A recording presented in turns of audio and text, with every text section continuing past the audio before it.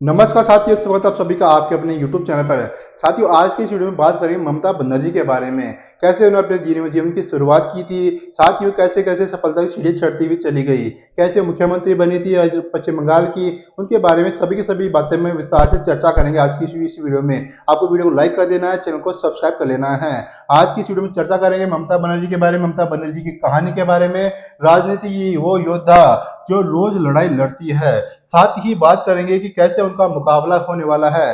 हाल ही में 2026 के अंदर है, मार्च या फिर अप्रैल महीने के अंदर है, पश्चिम बंगाल में चुनाव होने वाले हैं। उसी चुनाव की वजह से ही ममता बनर्जी इस समय सबसे ज्यादा चर्चित चेहरा है। उसके साथ साथ यहाँ पर है जो SIR का मुद्दा उठाया जा रहा है, उसमें भी इन्होंने खुद वकील बनकर के दिल्ली के कोर्ट में यहाँ पर उन्होंने अपनी दलीलें पेश की थी। यानी कि ये बहुत ज्यादा चर्चित चेहरा इस समय का। बात करेंगे ममता बनर्जी के बारे में, तो यहाँ पर ममता बनर्जी की कहानी के बारे में चर्चा करेंगे। 4 फरवरी को ममता बनर्जी ने एक तरह से इतिहास रच दिया था। वो सुप्रीम कोर्ट में एक साथ याचिकाकर्ता और वकील दोनों की भूमिका में नजर आई थी, जिससे इसके कई लोगों की भुआएं तन गई। इसमें हैरानी की बात नहीं होनी चाहिए, क्योंकि किसी भी बड़ी लड़ाई में खुद मौजूद रहना ममता बनर्जी का उसूल है, उनकी राजनीतिक पहचान है। वो संघर्ष को किसी और के भरोसे नहीं छोड़ती है। साथ ही ममता बनर्जी ऐसी नेता नहीं है जो कभी कभार लड़ती हो, वो एक ऐसी योद्धा है जो कभी कभार शासन करती है। यानी कि ममता बनर्जी जी ने कहा था कि 16 अगस्त और कोलकाता का रिश्ता खून से सना हुआ। साल 1946 में इसी दिन मोहम्मद अली जिन्ना के डायरेक्ट एक्शन के आह्वान के बाद शहर की सड़कों पर इतना खून बहा जिसने हिंसा और उन्माद की एक गहरी विरासत छोड़ दी थी। उसी के बाद ही 1990 में माहौल कुछ ऐसा ही था, हवा में वही उमस से भरा गुस्सा। जब 35 साल की ममता बनर्जी, जो उस समय यूथ कांग्रेस की तेज तर्रार नेता थी, बस किराया बढ़ाए जाने के खिलाफ एक रैली को लीड कर रही थी। उनके पीछे छात्रों, मजदूरों, शहरों के गरीबों की भीड़ उमड़ रही थी। दक्षिण कोलकाता के हाजरा कुर्सिंग की पतली पतली सड़कों में भीड़ के नारे गूंज रहे थे। तभी ममता बनर्जी के पीछे एक साया उभरा। उसके हाथ में भारी लाठी थी, जैसा लाठी चार्ज करने वाले पुलिस बल के पास होता है। पहला वार ममता बनर्जी के सिर पर पड़ा। वहां मौजूद लोगों ने बताया कि लाठी की आवाज इतनी तेज थी कि भीड़ के शोर के बीच भी लोगों को साफ सुनाई दे रही थी। लाठी इतनी तेज जोर से पड़ी कि ममता बनर्जी घुटनों के घुटने जवाब दे गए हैं। जैसे ही उन गिरने लगी, दूसरा वार किया, उनका सिर फट गया। खून बहकर उनके चेहरे से सफेद सूती साड़ी पर फैल गया। पूरी साड़ी लाल रंग में रंग गई, यानी कि खून से लाल हो गई। इस फोटो में आप देख सकते हो कि यहाँ पर ऐसी हालत उनकी हो गई थी। उनका इलाज करने वाले सर्जन SB गांगुली ने बाद में चोट की जानकारी देते हुए कहे थे कि सिर में गहरी चोट थी, बहुत ज्यादा खून बह रहा था, खोपड़ी में फ्रैक्चर हो गया था। अगर वह 1 इंच और नीचे होता तो जानलेवा हो सकता था। उनका बच जाना किसी चमत्कार से कम नहीं था। साल 1990 में एक रैली के दौरान 35 साल की ममता बनर्जी बुरी तरह से घायल हो गई थी। उसके बाद अधिकांश नेता ऐसी घटना के बाद चुपचाप इलाज करवाते हैं और पब्लिक लाइफ से कुछ समय के लिए दूर हो जाते हैं। लेकिन ममता बनर्जी ने अपनी पट्टियों को ही संघर्ष का प्रतीक बना लिया। महीनों तक वो सिर पर मोटी पट्टी बांधकर पब्लिक प्रोग्राम्स में दिखाई दे रही थी। हर प्रेस कॉन्फ्रेंस, हर रैली, हर नुक्कड़ बैठक में पट्टी में ही दिखाई दे रही थी। उनकी वो तस्वीर कोलकाता की हिंसक राजनीति विरासत की याद दिलाने वाली एक ऐतिहासिक तस्वीर बन गई थी। तभी सत्तारूढ़ पार्टी CPI ने उन्हें ड्रामा क्वीन कह करके खारिज कर दिया। लेकिन बंगाल के लोगों ने इसमें कुछ और देखा। उन्हें सिर पर पट्टियां बांधे एक ऐसी महिला दिखी जिसने अपनी चोटें छिपाने से इनकार कर दिया। सिर के जख्मों को सत्ता प्रायोजित हिंसा का प्रतीक बना दिया गया। चोट के बाद ममता बनर्जी ने आखिरकार पहला बयान दिया तो उनके शब्द बेहद कड़े थे। उन्होंने कहा कि वो मेरा सिर तोड़ सकते हैं, मेरी हड्डियां तोड़ सकते हैं, लेकिन मेरी आत्मा नहीं तोड़ सकते। यह सिर्फ एक राजनीतिक बयान नहीं था, बल्कि एक चेतावनी थी। नेता बलिदान करने का दिखावा तो करते हैं, लेकिन ममता बनर्जी ने शारीरिक बलिदान देकर के वो लिमिट भी पार कर ली। वो बहुत आगे बढ़ चुकी थी। उसी के बाद ही, इस घटना के बाद उन्होंने राजनीति का एक अहम सबक सीखा। शिकायतों की भीड़ में वही जीतता है जो खुद मौजूद रहता है, जो दिखता है, जिसे नकारा नहीं जा सकता। 70 साल की ममता बनर्जी, लेकिन अंदाज आज भी वही है। 35 साल के बाद 4 फरवरी 2026 को ममता बनर्जी ने 70 साल की हो चुकी है। वो करीब 15 साल से बंगाल की मुख्यमंत्री है। Street fighter Mamata Banerjee supreme court की सीढ़ियां चढ़ती हुई नजर आई। अभी भी उसने वही स्ट्रेटजी है जो दशकों पहले थी, यानी कि ममता बनर्जी ने अपनी दलीलें खुद एसआईआर के खिलाफ पेश की थी। कोर्ट के अंदर ममता बनर्जी ने खुद ही अपनी एसआईआर के अंदर दलीलें पेश की थी। बाल सफेद हो चुके हैं लेकिन पहनावा वही है, सफेद सूती की साड़ी और चप्पल। सादगी से भरी यह चुनौती अब काली शॉल के साथ और भी उभर कर सामने आई है। इस बार सुर्खियों में उनका पहनावा नहीं है बल्कि उनकी हिम्मत और मौजूदगी है। बीते गुरुवार को ममता बनर्जी खुद दिल्ली आई। आम चुनाव आयोग और मतदाता सूची के स्पेशल इंटेंसिव रिव्यू यानी कि एसआईआर को चुनौती देने के लिए सुप्रीम कोर्ट में व्यक्तिगत तौर पर वह खुद पेश हुई। खुद ही अपनी वकील बन गई ममता बनर्जी। अदालत के भीतर वो पीछे की बेंच पर बैठी, लेकिन उनकी मौजूदगी अनदेखी नहीं की जा रही थी। जब उनका मामला आया तो वो अपने वकीलों के पीछे नहीं बल्कि उनके साथ आगे खड़ी हो गई। एक मौके पर उन्होंने बीच में बोलने की कोशिश की, जिस पर पीठ ने उन्हें याद दिलाया कि उनके पास वकील है। बाद में उन्होंने अदालत में बोलने की इजाजत मांगी और अपने वकीलों की तरह ही आत्मविश्वास के साथ अपनी बात कोर्ट में रखी थी। उसी के बाद ही ममता बनर्जी के बारे में बहुत ज्यादा चर्चा चलती हुई आ रही है। इससे पहले किसी भी मुख्यमंत्री ने सुप्रीम कोर्ट में खुद अपने राज्य का पक्ष नहीं रखा। यह राजनीतिक रूप से अभूतपूर्व मामला था और कानूनी रूप से असामान्य भी था, लेकिन ममता बनर्जी का अंदाज यही है। असल में यह वही पुरानी वाली ममता बनर्जी है, सीधी टक्कर लेने वाली, हर बात को खुद से जोड़कर देखने वाली और अपनी लड़ाई किसी और के भरोसे छोड़ने के बजाय खुद लड़ने वाली। उनकी राजनीति एक सीधी सोच पर टिकी हुई है। वो खुद जरिया है, संदेश है और संदेश वाहक भी, इसलिए कि उन्हें हर जगह खुद पहुंचना जरूरी लगता है।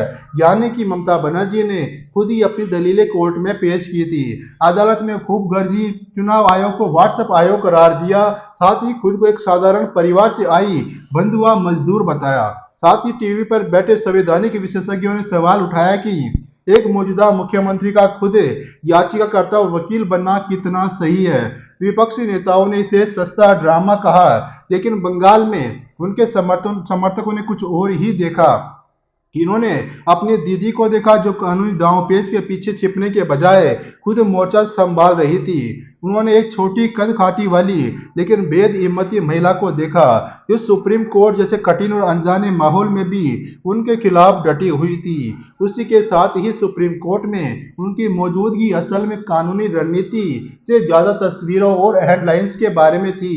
हर टीवी चैनल उनकी चुनौती को लाइव दिखा रहा था। साथ ही जनवरी 2026 में ऐसा ही नजारा दिखा था जब प्रवर्तन निदेशालय यानी कि ईडी ने आईपैक के प्रमुख प्रतीक जैन के कोलकाता स्थित घर पर छापा मारा था। ईडी का आरोप था कि कोयला घोटाले का पैसा तृणमूल कांग्रेस पार्टी के गोवा इलेक्शन कैंपेन में लगाया गया था, जहां दूसरे नेता सीएम ऑफिस में एक सूखा सा बयान जारी कर देते। वही ममता बनर्जी खुद मौके पर पहुंच गई और वहां से एक हरी प्रोफाइल लेकर के बाहर निकली और ईडी पर आरोप लगाया कि एजेंसी उनकी पार्टी की 2026 की चुनावी रणनीति चुरा रही है। गुस्से में उन्होंने कहा कि क्या यही उनका काम है कि हमारे प्लान से उठा ले जाए।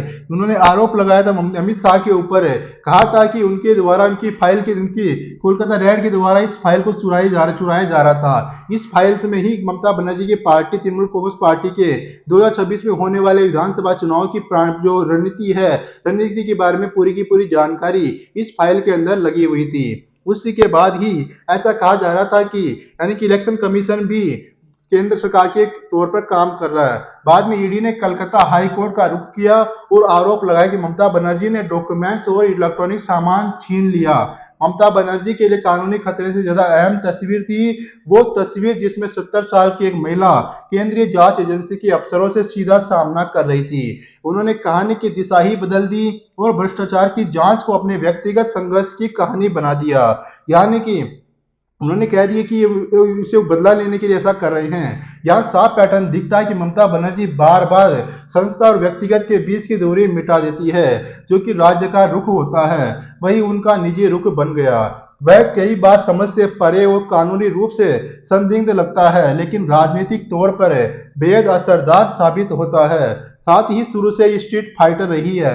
ममता बनर्जी यहाँ पर हाजरा क्रॉसिंग में जाकर के लड़ाकू नहीं बनी, वो शुरू से ही ऐसी थी। साल 1984 के लोकल लोकसभा चुनाव में उन्होंने वामपंथ के गढ़ जादवपुर में दिग्गज कम्युनिस्ट नेता सोमनाथ चटर्जी को हरा दिया था।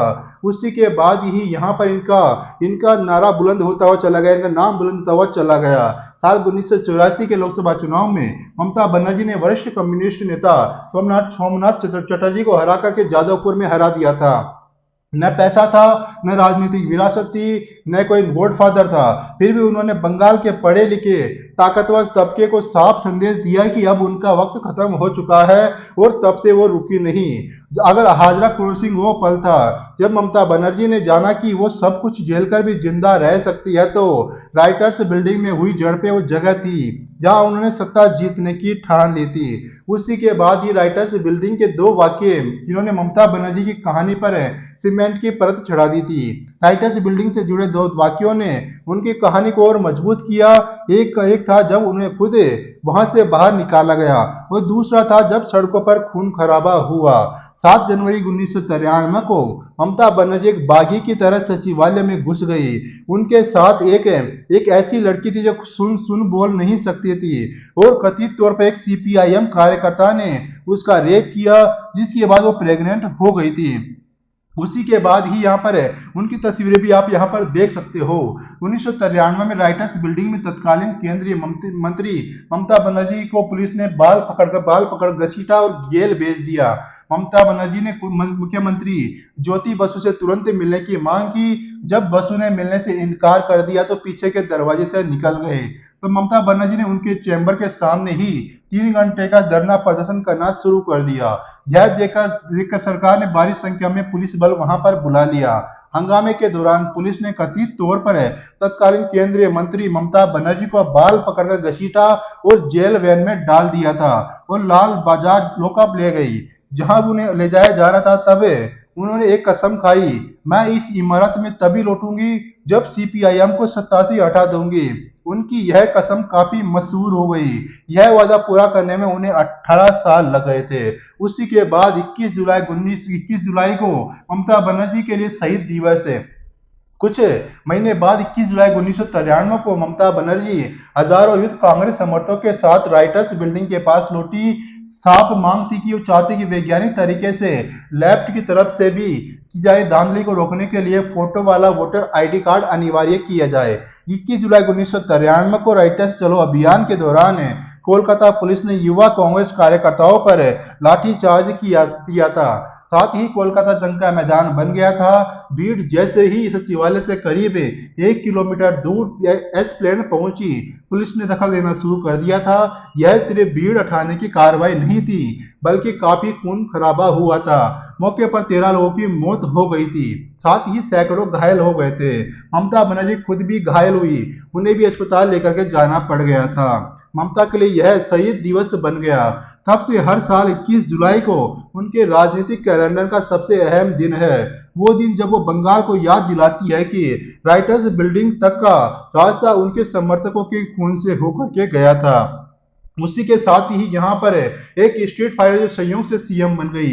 आज हत्याओं की कोशिश, राजनीतिक अलगाव और केंद्रीय जांच एजेंसियों के दबाव झेलने के बाद भी ममता बनर्जी पीछे नहीं हट रही है। साथ आपने देखा भी होगा 2021 में ममता बनर्जी ने व्हील चेयर पर बैठकर बंगाल विधानसभा चुनाव के लिए प्रचार किया था। ये तस्वीर बहुत ज्यादा वायरल हुई थी।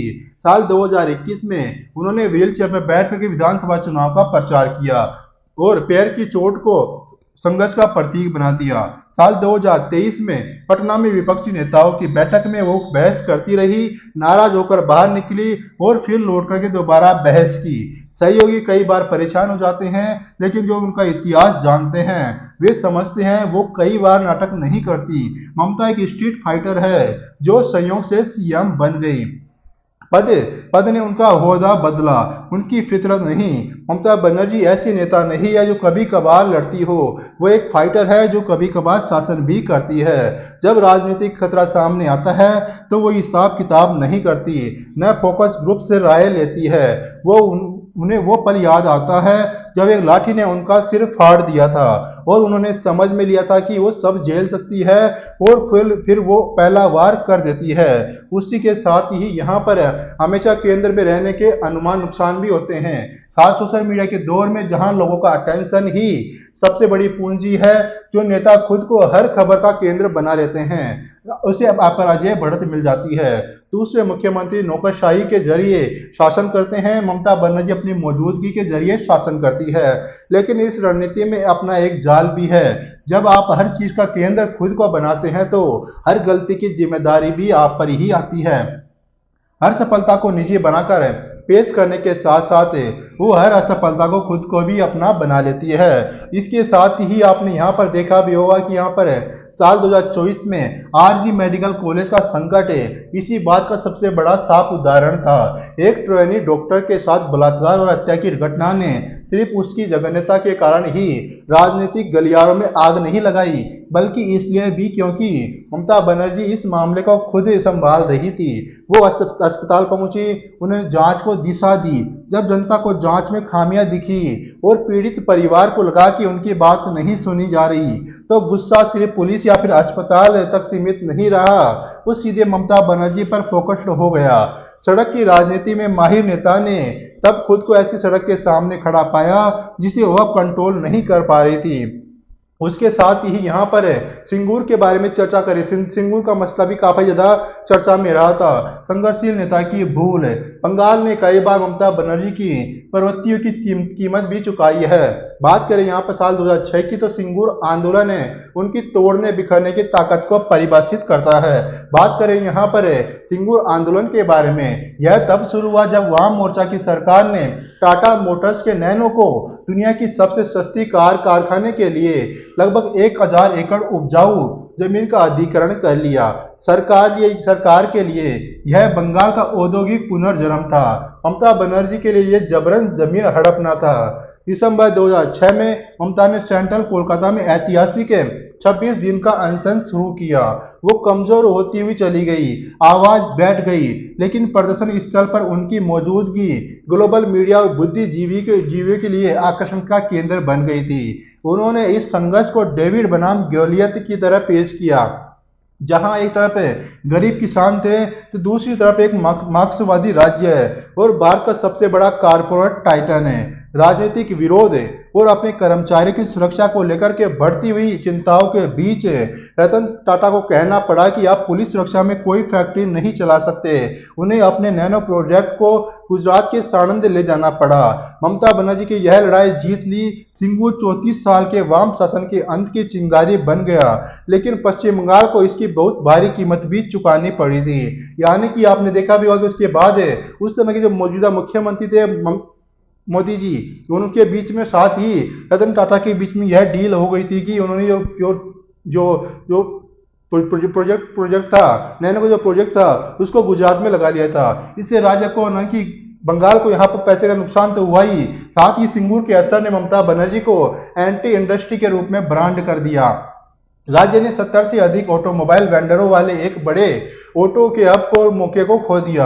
अगर यह हब बंगाल में आता तो हजारों प्रत्यक्ष और अप्रत्यक्ष नौकरियां को पैदा कर सकता था। साल 2012 में ममता बनर्जी सिर्फ बंगाल की मुख्यमंत्री नहीं थी, वो केंद्र में यूपीए 2 गठबंधन सरकार की अहम सहयोगी भी थी। उनकी तृणमूल कांग्रेस प्रधानमंत्री मनमोहन सिंह की सरकार को सहारा दे रही थी, लेकिन तब केंद्र सरकार ने मल्टी ब्रांड रिटेल में विदेशी प्रत्यक्ष निवेश यानी कि एफडीआई की अनुमति देने और डीजल की कीमतें बढ़ाने का ऐलान किया तो ममता बनर्जी ने वहां पर धरना देना शुरू कर दिया। इस दौरान अजब ही दृश्य देखने को मिला। एक मौजूदा मुख्यमंत्री और केंद्रीय कैबिनेट मंत्री अपने समर्थकों के साथ सड़क पर बैठकर अपने ही गठबंधन सरकार की नीतियों का विरोध कर रही थी। जब केंद्र सरकार टस से मस नहीं हुई तो उन्होंने तृणमूल कांग्रेस को पूरी तरह से यूपीए गठबंधन से अलग कर लिया, बाहर निकाल लिया, जिससे सरकार पतन के कगार पर पहुंच गई थी। लेकिन ममता बनर्जी के लिए यह राजनीतिक कीमतें उनके सिद्धांतों के आगे कुछ भी नहीं थी। वह सामने आई, लड़ी और एक बड़े ताकतवर ढांचे को पीछे हटने पर मजबूर कर दिया। हाजरा क्रॉसिंग पर बहे खून के 35 साल के बाद भी ममता बनर्जी की ममता बंगाल की राजनीतिक दुनिया का अनिवार्य केंद्र बन गई। ऐसा इसलिए नहीं कि उनके पास सबसे बेहतरीन नीतियां है, सबसे पारदर्शी सरकार है या सबसे कुशल प्रशासन है। इसकी वजह यह है कि उन्होंने 24/7 न्यूज साइकिल में राजनीतिक अस्तित्व का बुनियादी नियम साध लिया। कहानी उसी की होती है जो मौके पर मौजूद रहता है। उसी के साथ आप फोटो में देख सकते हो कि कैसे ममता बनर्जी ने खुद की लड़ाई खुद से ही लड़ी थी। साल 1990 में आजरा क्रॉसिंग पर हुए हमले के दौरान ममता बनर्जी को सिर में गंभीर चोट लगी थी। नीति दस्तावेज भुला दिए जाते हैं, कानूनी दलीलें लोगों को समझ नहीं आती, ये उबाऊ होती हैं। लेकिन सफेद सूती साड़ी में एक महिला तूफान के बीच खड़ी होकर पीछे हटने से इनकार करती है। यह वो कहानी है जिसे लोग समझते हैं, यही वो दृश्य है जो याद रह जाता है।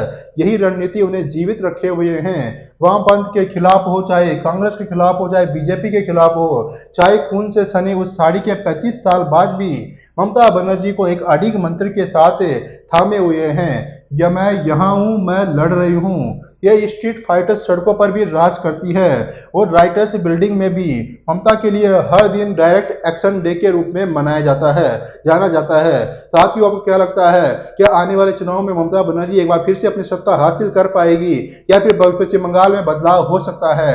आप अपनी राय कमेंट बॉक्स में जरूर से जरूर बता दीजिएगा। साथ ही आपको ममता बनर्जी की कहानी कैसी लगी उसके बारे में आप अपनी राय कमेंट में बता सकते हो।